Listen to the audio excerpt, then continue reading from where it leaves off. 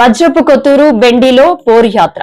బెండు gate నుండి వజ్రపు కొత్తూరు మండల కేంద్రం ప్రధాన రహదారి నిర్మాణ పనులు వెంటనే ప్రారంభించాలని, లేనట్లయితే రోడ్డు దిగ్బంధనం చేస్తామని సిపిఎం జిల్లా కార్యదర్శి డి గోవిందరావు, కార్యదర్శి వర్గ సభ్యులు కె మోహన్ రావులు ప్రభుత్వాన్ని హెచ్చరించారు. శ్రీకాకుళం జిల్లా వజ్రపు కొత్తూరు మండలం వజ్రపు కొత్తూరుకెళ్లే ప్రధాన రహదారి బెండిలో ఈ రోజు ప్రజా సంఘాల ఆధ్వర్యంలో పోరు యాత్ర నిర్వహిస్తున్నాం. ఈ రోడ్డు 3 సంవత్సరాల నుంచి కేంద్రం యొక్క నిధులు మంజూరు చేయకపోవడం వల్ల ఈ రోజు ఈ విధంగానే ఉంది. దీనివల్ల బెండి గ్రామస్తులు తీవ్రమైన ఇబ్బందులు ఎదుర్కొంటున్నారు. ఈ రోజు ఆ వైపున ఇల్లు కోలు తీసినారు, కాలువలు పాడుకొట్టారు. ఈ రోజు నీటి నిల్వ ఉండిపోయి ఇవాళ దోమలతోని వ్యాధులు బారిపడి తీవ్ర అన్యాయానికి ఒకవైపు ఇబ్బంది పడుతుంటే, రెండో వైపున ప్రమాదాలకు గురైపోయి అనేక మంది ఇవాళ దెబ్బలు తగిలిపోయి హాస్పిటల్ అంటే జాయిన్ అయ్యే పరిస్థితి ఉంది. ఇది ఒక దుర్మార్గమైన చర్య. ఇవాళ కేంద్ర మంత్రి రామ్మోహన్ నాయుడు గారిని ఇవాళ మేము ఒకటి అడుగుతున్నాం. ఇవి కేంద్ర నిధులు, కేంద్ర ప్రభుత్వం యొక్క రోడ్డు ఇన్ఫ్రాస్ట్రక్చర్ ఫండ్స్ నుంచి 30 కోట్లు మంజూరైందని చెప్తే మొత్తం చక్కగుండే రోడ్లంతా కూడా ఇవాళ తవ్వి పాడు చేశారు. ఇవాళ మీరు నిధులు తెచ్చుకోలేకపోయారు. ఇవాళ మీరు నిధులు తవ్వకపోవడం వల్ల, ఇవాళ మంజూరు కాకపోవడం వల్ల ఇవాళ ప్రజలు ఇబ్బందులు పడతారు, ప్రజలకు శిక్ష పడుతుంది. ఇవాళ రామ్మోహన్ నాయుడు గారు కడుతున్నారు, మీరు ఎందుకు ఈ నిధులు తేలలేదు అని చెప్పి ప్రశ్నిస్తున్నాం. మేము అభివృద్ధి కోసం పోట్లాడుతున్నాం. ఈ అభివృద్ధి కోసం అవసరమైతే ఈ కానీ నిధులు కానీ మంజూరు చేయబోతాయి, రోడ్డును దిగ్బంధం చేస్తామని చెప్పి ఈ ప్రభుత్వానికి హెచ్చరిక చేస్తున్నాం. సంవత్సర కాలం అయింది, రాష్ట్ర ప్రభుత్వానికి ఈ రోడ్డు సంగతి పట్టదా అని మేము అడుగుతున్నాం. అందుకోసం దశల వారీగా పెద్ద ఎత్తున ప్రజా ఉద్యమాన్ని నిర్మిస్తాం. ఈ రోజు ప్రారంభ సూచకంగా ఈ రోజు పాదయాత్ర అనేది కొనసాగిస్తున్నాం. ఈ పాదయాత్రలో పాల్గొన్న వాళ్ళందరికీ ధన్యవాదాలు తెలియజేస్తున్నాం. ఉపాధ్యాయులు బదిలీలో తమకు అన్యాయం జరుగుతుంది అని ఆరోపిస్తూ డిఈఓ కార్యాలయం వద్ద నిరసన చేపట్టారు. 2014 డిఎస్సి ఉపాధ్యాయులు బదిలీల్లో 8 సంవత్సరాలు సీలింగ్ పెట్టడం వల్ల తాము పాయింట్లు కోల్పోతున్నామని ఆరోపించారు. 9 ఏళ్లు సర్వీసు ఉన్న పాయింట్లు పట్టికలో వెనుకపడిపోతూ నష్టపోతున్నామన్నారు. జిల్లాలో కేటగిరీ 3లో ఉన్న చిట్ట చివరి ప్రాంతాల్లో పనిచేసిన బదిలీల్లో మళ్లీ అన్యాయమే జరుగుతుందని ఆరోపించారు. తమకు న్యాయం చేయాలని ప్రభుత్వాన్ని డిమాండ్ చేశారు ఉపాధ్యాయులు. సీలింగ్ విధానాన్ని వెంటనే Justice. We want justice.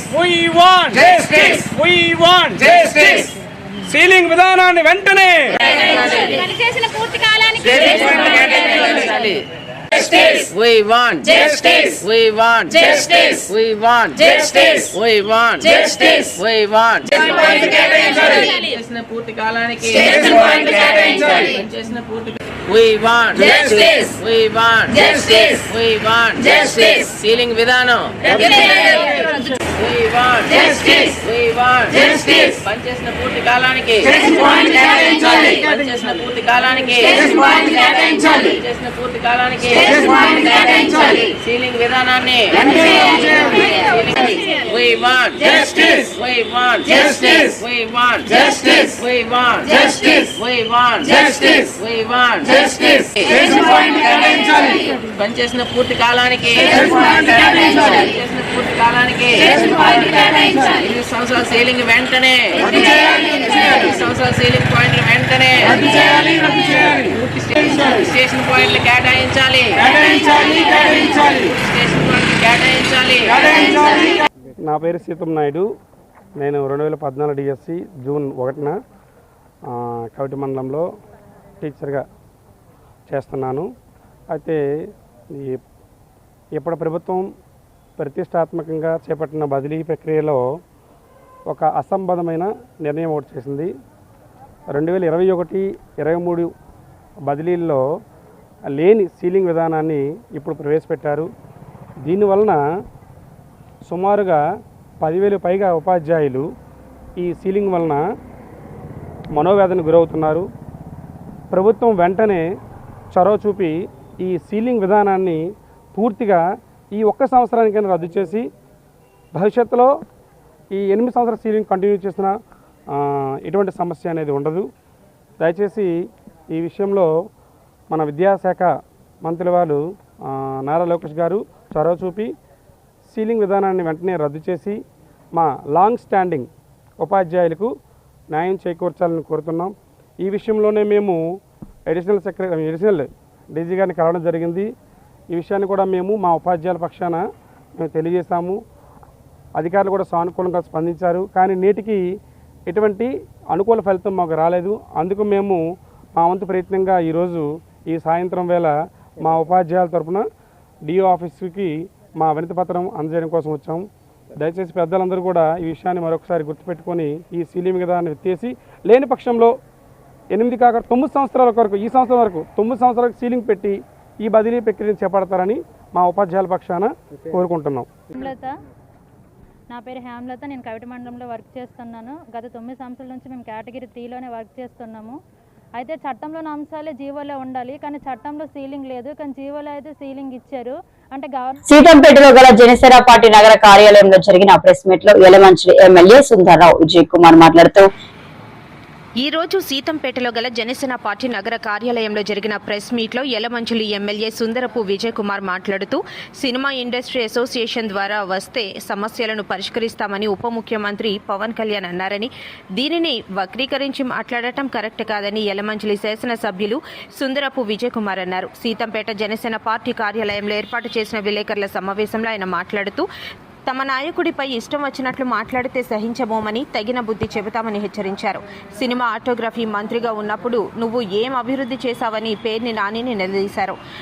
మంత్రిగా ఉన్నప్పుడు సినీ పెద్దలందరినీ బ్లాక్మెయిల్ చేసి ఇండస్ట్రీని నిర్వీర్యం చేశారని నానిపై మండిపడ్డారు. గడిచిన 5 ఏళ్ల వైసీపీ పాలనలో అన్ని వ్యవస్థలు నిర్వీర్యమయ్యాయని ఆరోపించారు. తమ వెన్నెముక సినిమా ఇండస్ట్రీ అని, సినిమా పరిశ్రమ అంటే చాలా అభిమానమని అన్నారు. తమ నాయకుడు సినిమా ఇండస్ట్రీ నుండి వస్తే మీ నాయకుడు ఫ్యాక్షన్ ఇండస్ట్రీ నుంచి వచ్చారని విమర్శించారు. వ్యవస్థలను పెంచుకుంటూ పోయే పార్టీ మాది, వ్యవస్థలను తుంచుకుంటూ పోయే పార్టీ మీది, అందుకే చిత్తుగా ఓడి ఇంటికే పరిమితమయ్యారని ఎమ్మెల్యే విజయ్ కుమార్ వ్యాఖ్యానించారు. ఈ కార్యక్రమంలో Visakha south point of contact Sivaprasad Reddy, Pethakam Shetty Shyam పాల్గొన్నారు. పెద్దలందరినీ తీసుకొచ్చి మీరు ఎలా బ్లాక్మెయిల్ చేశారో, వాళ్ళందరినీ తీసుకొచ్చి ఎలా అవమానించారో ప్రపంచం అంతా చూసింది. మీరు ఇప్పుడు నీతి సూక్తులు ఎవరికి చెప్పాల్సిన పని లేదు. ఎందుకు పని లేదంటే, చేతకానుడు మంత్రిగా ఏం చేశాడు అనేది ఆ రోజు మీరు మంత్రిగా ఉన్నప్పుడు అందరికీ తెలుసు. ఈరోజు పవన్ కళ్యాణ్ గారి గురించి మీరు బయటకు వచ్చి మాట్లాడాల్సిన పని కూడా లేదు. ఎందుకంటే మీరు వ్యవస్థల్ని నాశనం చేసి చేసి చేసి వ్యక్తుల దగ్గర లాలూచీలు పొంది, వ్యక్తుల దగ్గర మీరు షేర్లు చేసుకొని నీకెంత మాకెంత అని చేసి వ్యవస్థల్ని నాశనం చేసింది ప్రతి ఒక్కరు చూశారు, ప్రతి ఒక్కరూ అనుభవించారు. ఈ రాష్ట్రంలోనే కాదు, చాలా మంది అనుభవించారు. మీరు ఇప్పుడు వచ్చి మీరు నీతి సూక్తులు చెప్పొద్దు. మీ నాయకుడు ఎంత సూపరో అందరికీ తెలిసినవే. మీరు ఏ రోజు పనిచేయలే. నన్నేమన్నారు మీరు? పవన్ కళ్యాణ్ అనే వ్యక్తి ఏడాది కానుకగా 784 కోట్ల ఆస్తి పన్ను పెంపు. సిపిఎం రాష్ట్ర కార్యదర్శి వర్గ సభ్యులు సిహెచ్ బాబురావు, కూటమి ప్రభుత్వం సంవత్సర పాలన పూర్తి సందర్భంగా పట్టణ ప్రజలపై 784 కోట్ల రూపాయల ఆస్తి పన్ను పెంపు కానుకగా ఇస్తుందని సిపిఎం రాష్ట్ర కార్యదర్శి వర్గ సభ్యులు సిహెచ్ బాబురావు తెలిపారు. కూటమి ప్రభుత్వం ఇచ్చే కానుక ఏమిటంటే ఇంటి పన్ను, ఆస్తి పన్ను ఇప్పటికి పెంచిందే కాదు, మళ్ళీ పెంచడానికి ఇంటింటికి కొలతలు తీసుకోవటం ప్రారంభించారు. సుమారుగా 784 కోట్ల రూపాయలు ఒక సంవత్సర కాలంలో భారం పడబోతుంది. అంటే ఇప్పుడు ఉన్నటువంటి పన్నుల మీద 35% ఇంటి పన్నులు ఒక్క సంవత్సరంలోనే పెరుగుతాయి. అయితే వాళ్ళ లక్ష్యం 784 కోట్లు, కానీ అది 1500 కోట్ల రూపాయలకి చేరినా ఆశ్చర్యం లేదు. మేము అడుగుతున్నాం, సూపర్ 6 హామీలు పూర్తి స్థాయిలో అత్యధిక భాగం అమలు జరగల. బాధుడే ఉండదు అని ఆ రోజు హామీ ఇచ్చారు. ఒకవైపున విద్యుత్ బాధుడు, ఇప్పుడు పట్టణాల్లో ఇంటి పన్నుల బాధుడు. అంటే ఇప్పుడు ఇది ఉమ్మడి బాధుడు, కూటమి బాధుడు. గతంలో ఉన్న ప్రభుత్వం వైసీపీ ప్రభుత్వ దారిలోనే ఇవాళ ఉన్న కూటమి ప్రభుత్వం కూడా నడుస్తూ ఉంది. ఆనాడు ఈనాడు కేంద్రంలో ఉన్న బీజేపీ నరేంద్ర మోడీ ప్రభుత్వం ఆదేశాలు ఇస్తే వాళ్ళు లొంగిపోయి పన్నులు పెంచారు. ఇది కూటమి ప్రభుత్వమే కాబట్టి అడ్డగోలుగా పన్నుల భారాలు వేస్తా ఉన్నారు. అభివృద్ధి సంక్షేమాన్ని గాలికి వదిలేసిన కూటమి ప్రభుత్వం డైవర్షన్ పాలిటిక్స్ లో భాగంగా వైఎస్ఆర్సీపీ నేతల్ని అక్రమంగా అరెస్టులు చేస్తున్నారు. ఈనాడు మైనింగ్ ప్రాంతానికి వెళ్లని కాకాని గోవర్ధన్ రెడ్డిని మైనింగ్ కేసులో అరెస్టు చేయడాన్ని తీవ్రంగా ఖండిస్తున్నామని అనిల్ కుమార్ యాదవ్ అన్నారు.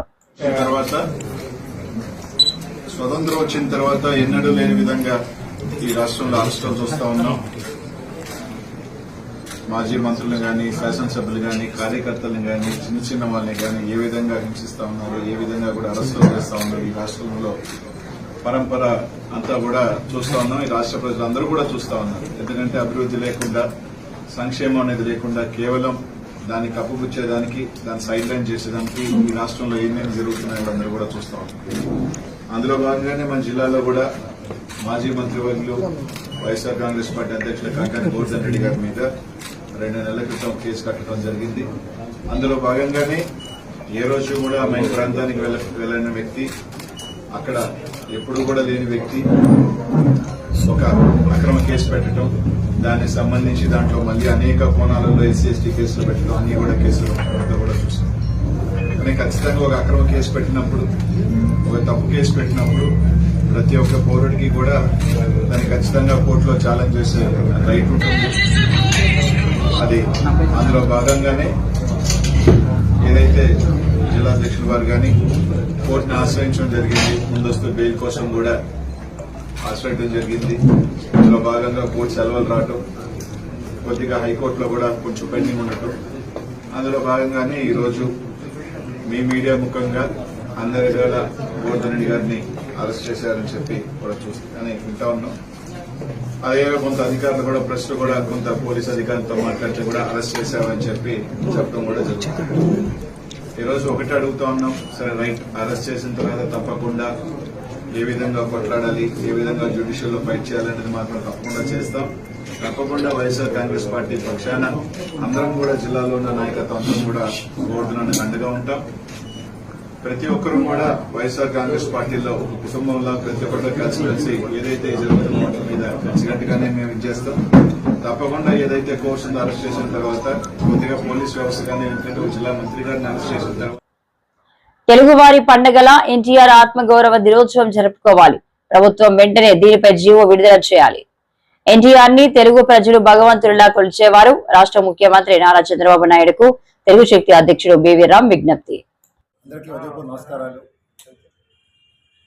నేడు ఈ ప్రెస్ మీట్ పెట్టడం ముఖ్య ఉద్దేశం 28ని ఎన్టీఆర్ జయంతిని తెలుగువారి ఆత్మదినోత్సవంగా చేయాలనేది ఇది తెలుగు ప్రజల ఆకాంక్ష.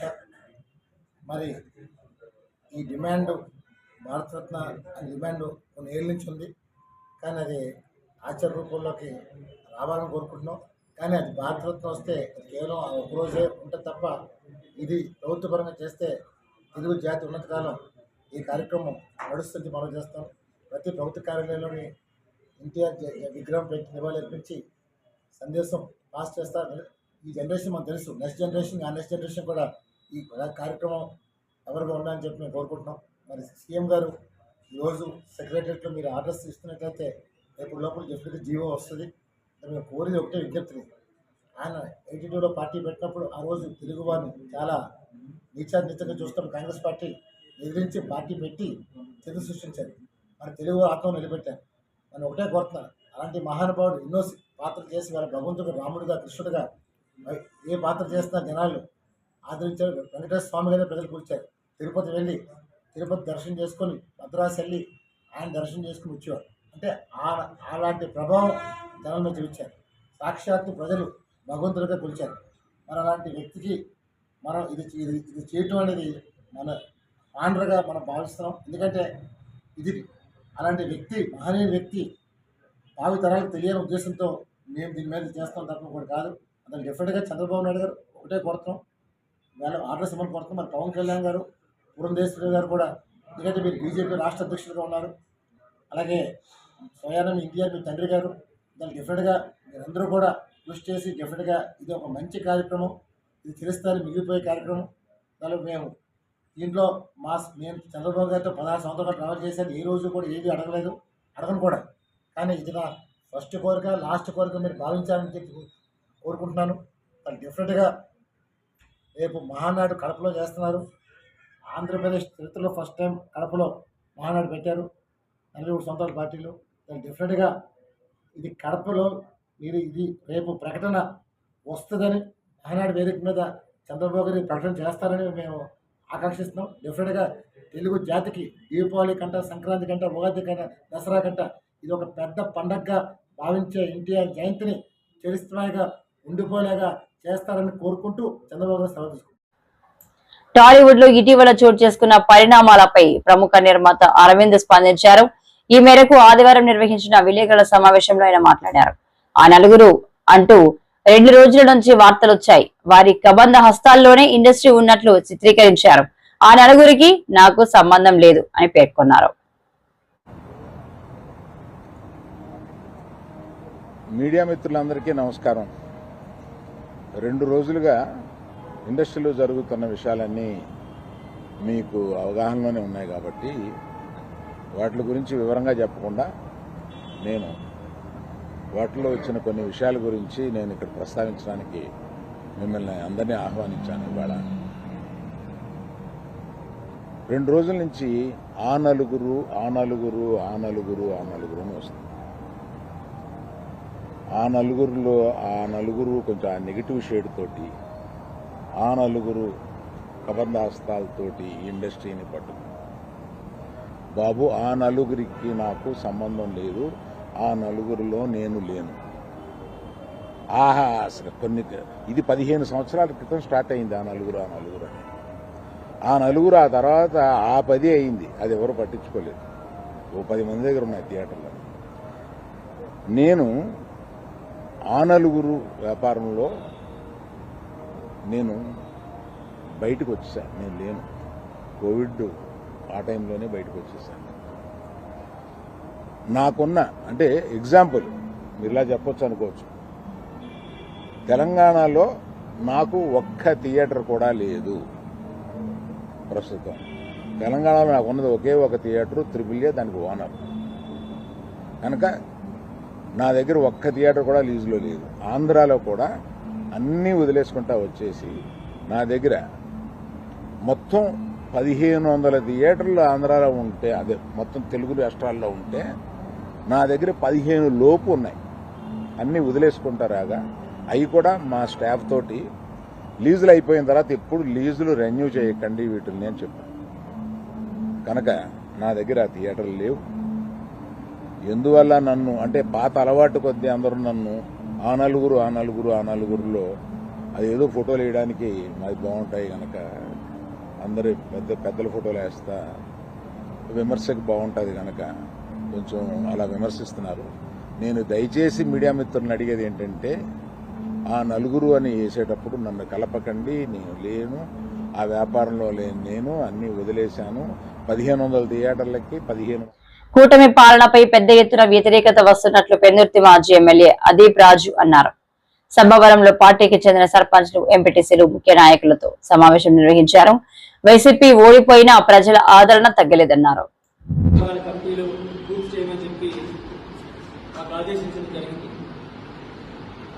దానికి సంబంధించి ఈరోజు మరి సబ్బవరం మండలం ప్రథమంగా సబ్బవరం మండలంలో ఉన్నటువంటి సర్పంచ్లు, ఎంపీటీసీలు, అదేవిధంగా ఎంపీపీ గారు, రవి గారు, రాము గారు, ఇతర ముఖ్య నాయకులందరితో కలిసి మరి ఇవాళ ఇక్కడ సమావేశం అవడం జరిగింది.